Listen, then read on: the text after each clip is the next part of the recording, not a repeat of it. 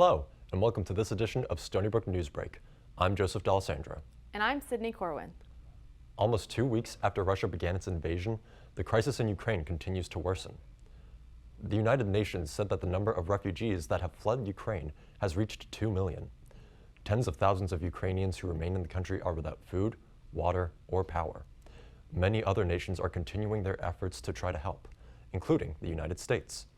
Lawmakers are in the process of finalizing a deal for almost $14 billion in emergency aid for Ukraine.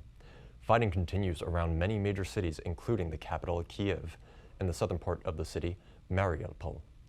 A Russian airstrike on Monday night in the city of Sumy killed 21 people, including 2 children.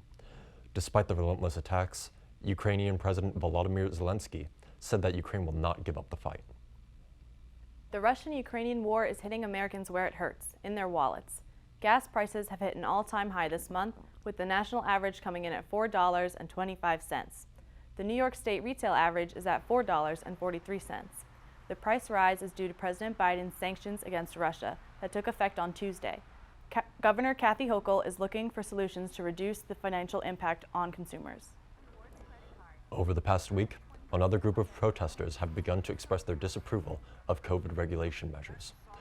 Hundreds of truckers have traveled across the country from the West Coast to the Capitol to protest mask and vaccine mandates.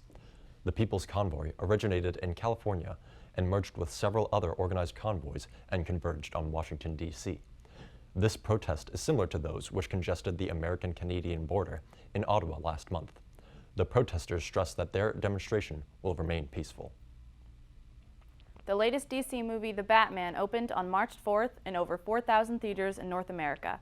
The Batman grossed a global total of $248 million in its opening weekend, delivering the second biggest domestic debut since the pandemic began, only below Marvel's Spider-Man No Way Home.